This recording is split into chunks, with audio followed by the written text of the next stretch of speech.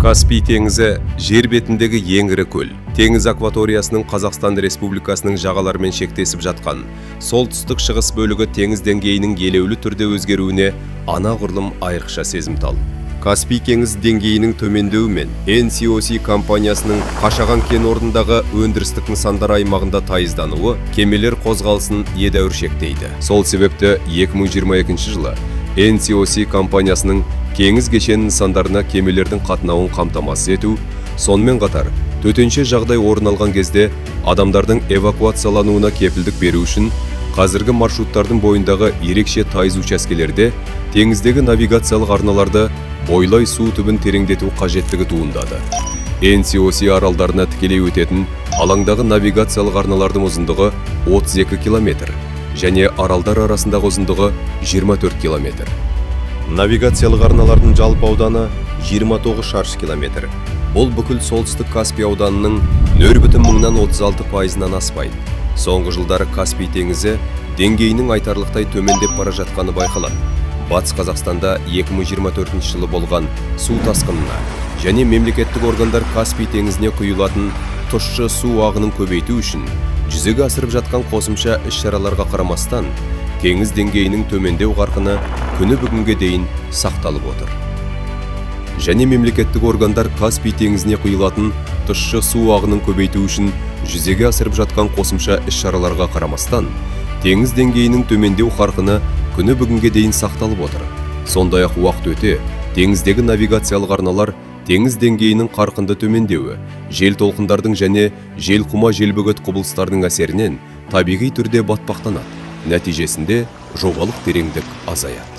Прогноз уровня Каспия, вот как ни странно. Каспий теңізі деңгейін болжау бір қарағанда өте күрделі, сонымен бірге өте қарапайым міндет. Каспий тұйық су айдыны. Сондықтан мұнда жекелеген акваторияларға, айталық мұхитқа қарағанда су балансын есептеу оңайырақ болады. Егер теңізге қанша су келетінін және одан қанша су кететінін білсек, онда теңіз деңгейінің қалай өзгерерін дәл айта алар едік. Мәселе, біз бұны нақты білмейміз және су балансының осы құрамдас бөліктері болашақта қалай өзгеретінін де білмейміз. Кіріс бөлігі бұл өзен ағыны, яғни теңізге өзендер арқылы келетін су көлемі. Оның 80%-дан астамы Еділ өзеніне тиесілі, ал қалған өзендердің үлесі 20%-ға жетпейді. Бұған қоса теңіз айдынына тікелей түсетін жауын-шашын бар. Бұл біршама кіші, бірақ маңызды құрамдас бөлік. Кейде жер асты сулары туралы да айтылады. Алайда олар бар болған күннің өзінде мөлшері өте аз болады. Ал су балансының шығыс бөлігі менің ойымша негізінен булану болып отыр. Баланс это испарение. Теңіздегі навигациялық арналарды су түбіндегі лай шөгіндіден тазарту жұмыстарын жүргізу қажеттілігі неге байланысты пайда болды? Лай шөгіндіні жою флоттың қауіпсіз навигация үшін жобалық тереңдікті қамтамасыз ету мақсатында кемелер жүретін арнаны түбінен түптік шөгінділерді, құм, балшық және басқа да шөгінділерді шығарылатын инженерлік операция болып табылады. Мұнай газ және порт индустриясында бұл операциялар стандартты операция болып табылады. Кемелердің қауіпсіз навигация қамтамасыз ету, су асты құбырларын жүргізу, су асты құрылымдарын қорғау және кеме жүретін арналар түбін батпақтануына жол бермеу.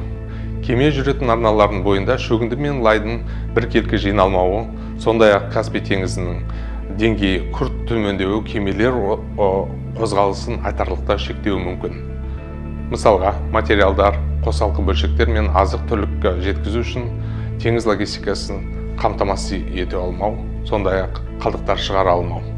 Және де біздің өзіміздің қызметкерлеріміздің апаттық эвакуациялауға және басқа да құтқару қажет жағдайларды қамтамасыз ете алмаймыз, егер де су арналарын или каналдарында тазаламасақ. 2019-2020 жылдары компания жоспарланып отырған су түбін тереңдету жұмыстарының барлық алаңдарында фондық экологиялық зерттеулер жүргізді. Бұл зерттеу жұмыстары теңіздегі қоршаған ортаның барлық компоненттерін, соның ішінде балықтардың қоректену базасы мен өрістеу жолдарын зерделеуді қамтамасыз ете. 2021 жылы су түбін тереңдету жұмыстары басталғаннан бері әсер ету мониторингі қыстан басқа маусымдардың барлығында жүргізілді. 2025 жылдар аралығындағы кезеңде су түбін тереңдетуден кейін биота мен түптік шөгінділердің қалпына келуіне қосымша мониторинг жүргізілді.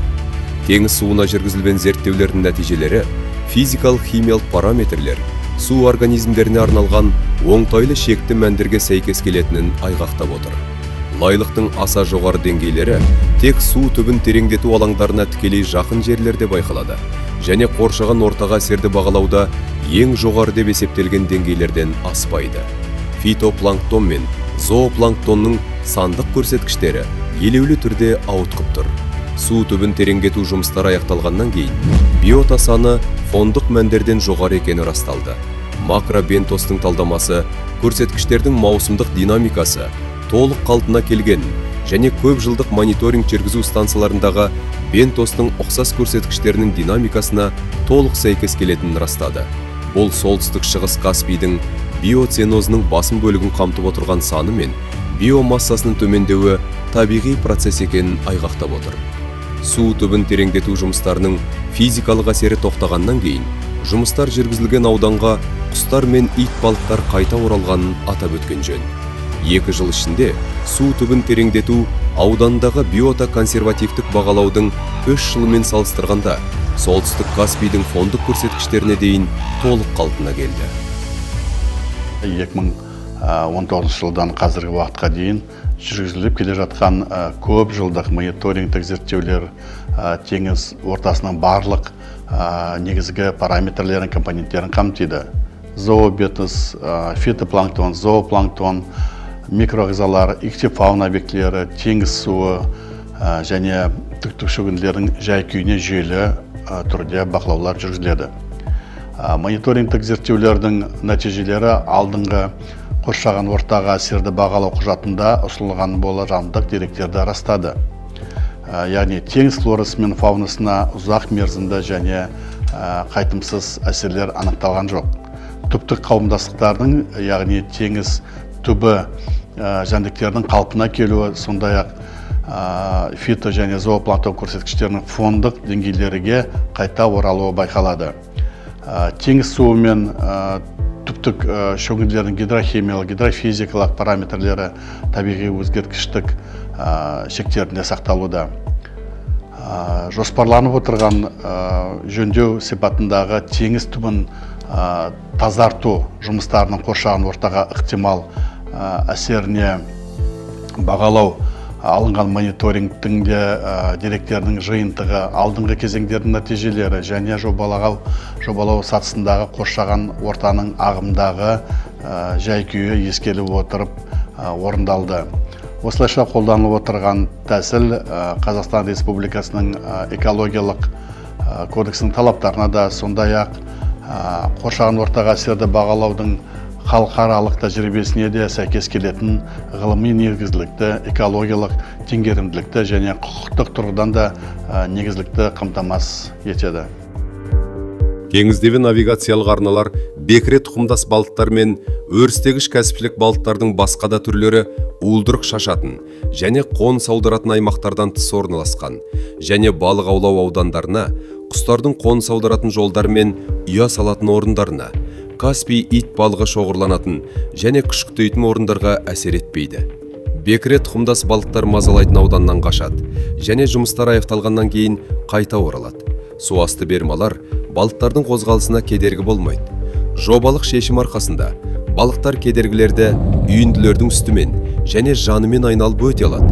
Үйінділердің өздері теңіздегі навигациялық арналардың бойында және бір-бірінен 2 километр қашықтықта шахмат тәртібімен орналасқан. Ең тұрақты қате түсініктердің бірі су түбін тереңдету жұмыстарын теңіз экожүйесіне орны толмас зиян келтіретін жойқын тәжірибе ретінде қабылдау. Анығында, заманауи жобалар көп сатылы экологиялық бақылаудан өтеді және қатаң реттелетін халықаралық стандарттарға сәйкес жүзеге асырылады. Экологиялық карталау нәтижелері бойынша Қашағандағы теңіз түбін тереңдету және тазарту, мұнай өндіру мен тасымалдау операциялары жүргізілетін аймақтар балықтардың уылдырық шашатын орындармен, өрістеу жолдармен және жыл құстарын жаппай аялдау орындармен қапыспайды. Бұл алаңдар жобаның геометриясынан техникалық экономикалық негіздеме кезеңінде алынып тасталған. Мұны соның ішінде биомониторинг жүргізуге тартылған ғылыми зерттеу орталықтарының тәуелсіз қорытындылары да растап отыр. Әсер ету аймағында теңіз ортасының жай-күйіне қатысты көп жылдық ғылыми зерттеулер, соның ішінде қазақстандық және халықаралық институттардың, сондай-ақ мұнай-газ және экологиялық зерттеулер институтының және сыртқы зертханалардың қатысуымен теңіз түбі фаунасына, судың химиялық құрамына, төптік шөгінділер динамикасына және биоәртүрлілікке мониторинг жүргізіліп жатқанын атап өткен маңызды. Дноуглубительные работы, они проводятся в небольшом объеме. Теңіз түбін тереңдету жұмыстары шағын көлемде жүргізіледі. Қазіргі таңда талқыланып жатқан арналарды жөндеу және су түбін тереңдетуде аумақ жағынан шағын, алынатын топырақ көлемінде аз. Бұл бекіре тұқымдас балықтарға және жалпы балықтардың өрістеуіне айтарлықтай әсер етпейді. Себебі арнаның өзі тайыз суда орналасқан, ал бекіре тұқымдас балықтар тереңірек мекендерді қалайды және уылдырық шашу үшін негізінен Еділ мен Жайық өзендеріне көтеріледі. Бекіре тұқымдастарға қатысты мәселе басқа. Ең алдымен бұл өзен ағынының бөгелуі, әсіресе Еділ өзенінде бөгеттер тұрғызу салдарынан бекіре тұқымдас балықтар уылдырық шашу орындарының басым бөлігі жойылды. Қорытпа жалпы алғанда барлық уылдырық шашу орындарынан айырылды деуге болады, ал бекіре мен шоқыр ең көп зардап шекті.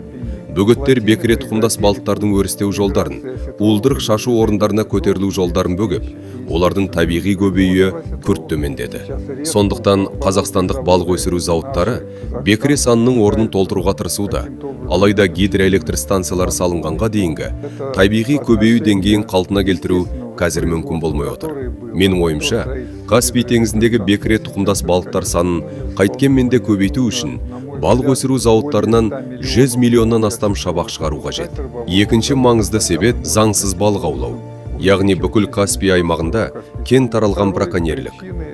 Біздегі Еділ өзенінің атырабында жыл сайын 14-тен 15 миллион текше метрге дейін топырақ шығарылады. Жыл сайын Еділ Каспий арнасы кеме қатынасы үшін тереңдетіледі. Сондықтан бұл жұмыстар айтарлықтай зиян келтірмейді. Оның үстіне компания солтүстік Каспийдің өсімдіктер мен жануарлар дүниесін қорғауға бағытталған іс-шараларды дамытуға қаражат бөліп, шығындарды өтейді.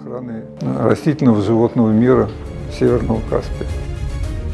Барлық балама нұсқаларды, қауіптерді, сарапшы ғалымдардың пікірлерін және халықаралық озық тәжірибені ескере отырып, қазып алынатын топырақты навигациялық арналардың орталық сызығынан 540 метр шектерінде төгу туралы шешім қабылданды. Су түбін тазарту жұмыстарының су түбін тереңдету жұмыстарынан айырмашылығы, алдыңғы су түбін тереңдету жұмыстары барысында қалыптасқан жобалық тереңдікті өзгертпей, тек сол алаңдағы лай шөгіндіні ғана жоюды көздейді. Лай шөгіндіні үйінділерді төгу кезінде қазанша принципі деп аталатын озық әдіс cooking pot технологиясы пайдаланылады. Бұл әдіс топырақты орналастыру кезінде ұсақ бөлшектердің шашырауын тиімді түрде азайтып, топырақ ағынының тығыз болуына ықпал етеді. Жұмыстар барысында қазып алынған топырақ, су және ауа қоспасы, басқаша айтқанда қойыртпақ, қазаншаға түседі. Бұл жерде қойыртпақтағы ауа көпіршік болып бөлініп, жоғары көтеріледі және атмосфераға енеді. Бұл процесс су мен түптік шөгінділер қоспасының тығыздығының артуына ықпал етеді. Соның есебінен қойыртпақ одан сайын қоюланып, ауырлап, су түбіне түседі де тығыз үйіндіге айналады. Технология жұмыстар барысында су лайлығын азайтуға арналған. Жел мен су ағысына қарай лайлықтың азаюы тұрақты түрде 90% жетеді. В какой-то степени это влияние оказывает, отрицательное влияние. Белгілі бір деңгейде теріс әсер бар. Су түбін тереңдету жұмыстары кезінде топырақ алынғандықтан су лайланады. Яғни оның құрамындағы жүзінділер көбейеді. Бұл фитопланктон үшін фотосинтез үдерісінің төмендеуіне соқтыруы мүмкін. Тікелей және жанама әсері бар. Себебі судың лайлануы оның мөлдірлігін азайтады. Күн сәулесінің өтуін шектейді. Ал жасыл өсімдіктер фитопланктон үшін жарық, олардың дамуы мен көбеюінің негізгі шарты. Фитопланктон кейін зоопланктонға, ал олар өз кезегінде балықтарға қорек болады. Дегенмен қазіргі уақытта арналарда жүргізіліп жатқан арналарды жөндеу жұмыстарының ауқымы аз. Ғалымдардың зерттеулері көрсеткендей, экожүйе 2-3 жыл ішінде қалпына келеді. Осы уақыт аралығында су түбіндегі организмдер, моллюскілер мен әртүрлі құрттар қайта қалпына келеді. фитопланктон мен зоопланктон одан да жылдам қалпына келеді. Яғни су түбін тереңдету жұмыстары аяқталған соң, лай мен жүзінді бөлшектер шөккеннен кейін, жасыл өсімдіктер мен планктондық организмдердің дамуына мүмкіндік туады. Дает возможность уже развиваться зеленым растениям и планктонным организмам. Жоба құрылыс нормаларының, Қазақстан Республикасы экологиялық кодексінің және ерекше қорғалатын табиғи аумақтар туралы заңының барлық талаптарына сәйкес әзірленген. Каспий теңізі деңгейінің төмендеуіне байланысты логистика мен персоналды эвакуациялау үшін қатерлерді азайту мақсатында, сонымен қатар су түбін тереңдету жұмыстарының әсерін барынша азайту үшін тиісті мемлекеттік органдармен және акционерлермен келісілген жағдайдағы болашақ балама шешім ретінде құрлық нысандарынан Д аралына дейін кезең-кезеңмен жол салу жобасы әзірленуде. Құрлықпен қатынау жолын кезең-кезеңмен салу, бірінші кезең және екінші кезең жобасы бойынша жол құрылысын су деңгейінің төмендеуіне қарай біртіндеп жүргізуді қарастырылып отыр. Мұндай тәсіл қоршаған ортаға әсерді барынша азаюға, теңіздегі навигациялық арналарға деген қажеттілікті азайтуға және болашақтағы су деңгейі ауытқуларына бейімделуге, икемділікті қамтамасыз етуге мүмкіндік береді. Құрлықпен қатынау жолы жобасының бірінші кезеңі Самал Бақталық кентінен болжалды жағалық сызыққа дейінгі жерүсті жолын салуды қамтиды. Бірінші кезеңнің жерүсті жолы мен Д аралындағы теңіз нысандары арасындағы кейінгі қатынас амфибия кемелерімен жүзеге асырылады. Амфибия кемелерінің ашық теңіз жағдайында қоршаған ортаға тигізетін әсері өте аз. Кезең-кезеңмен құрылыс жүргізу су тереңдігі өзгерген жағдайда икемділікті қамтамасыз етеді. Каспий теңізі деңгейінің төмендеуін ескеретін болсақ, бұл нұсқа қоршаған ортаға тиетін әсерді барынша азайтуға және қашаған кен орнындағы өндірістік операцияларды қолдауға ықпал етеді. Құрлықпен қатынау жолы жобасының екінші кезеңінде жағалаудан теңіз нысандарына дейінгі жолды ұзарту қарастырылып отыр. Су деңгейінің төмендеуіне қарай екінші кезеңде жағалаудан қашаған кен орнының теңіз нысандарына дейін қосымша жол, бәлкім үйме жол салу қарастырылады. Ну, опубликованы действительно разные прогнозы. Вообще в целом нету Шынымен де түрлі болжамдар жарияланған. Жалпы алғанда ғылыми қауымдастықта ұзақ мерзімді болжам бойынша ортақ консенсус жоқ. Каспий теңізі деңгейінің өзгеруі мәселесімен көптеген ғалымдар айналысып жатыр. Алайда барлығы мойындаған болжам әзірге қалыптасқан жоқ. Болжамдар әртүрлі. Соның ішінде соңғы жылдары жарияланған және кеңінен талқыланған кейбір еңбектерде Каспий теңізінің деңгейі ғасырдың соңына дейін 18 метрге дейін төмендеуі мүмкін деген тым алаңдатарлық болжамдар да бар. Егер бұл шындыққа айналса, онда бұл шынымен де үлкен проблема, немесе тіпті апат болар еді. Өйткені мұндай жағдайда бүкіл солтүстік Каспий құрғап қалар еді. Бұл өте ауыр әлеуметтік экономикалық және климаттық салдарға соқтырар еді. Алайда ғылыми қауымдастықтың басым бөлігі бұл болжамдарды қате немесе тым әсіреленген деп санайды. Мен де осы пікірді қолдаймын. Себебі онда теңіз деңгейінің одан әрі төмендеуін шектейтін бір қатар кері байланыс тетіктері ескерілмеген. Менің ойымша, анағұрлым негізделген болжамдар алдағы ондаған жылда теңіз деңгейінің төмендеуі жалғасуы мүмкін екенін көрсетеді. Бірақ мұндай қарқынмен емес, шамамен ғасырдың ортасына қарай, бәлкім 40-шы жылдары немесе одан да ертерек теңіз деңгейі тұрақтанады деген болжам бар. Сол уақытқа дейінгі теңіз деңгейінің жалпы төмендеу көлемі жөнінде пікірталастар жүріп жатыр. Алайда ол шамамен 1-3 метрге дейін аспайды деп күтіледі. Бұл солтүстік Каспийдің толық құрғауына соқтырмайды. Өйткені солтүстік Каспийдің бір бөлігінің құрғауы өздігінен күшті кері байланыс механизмін іске қосады. Теңіз бетінің ауданы азаяды және тиісінше булану көлемі де төмендейді. Сондықтан мен солтүстік Каспий толықтай немесе басым бөлігі құрғап кетеді дегенге сенбеймін. Менің ойымша, алдағы жылдары немесе ондаған жылдар ішінде теңіз деңгейі қазіргі көрсеткіштен айтарлықтай алшақ болмайтындай бір деңгейде тұрақтанады. Ал кейіннен бәлкім қайта көтерілуі де ықтимал. Возможный подъем может.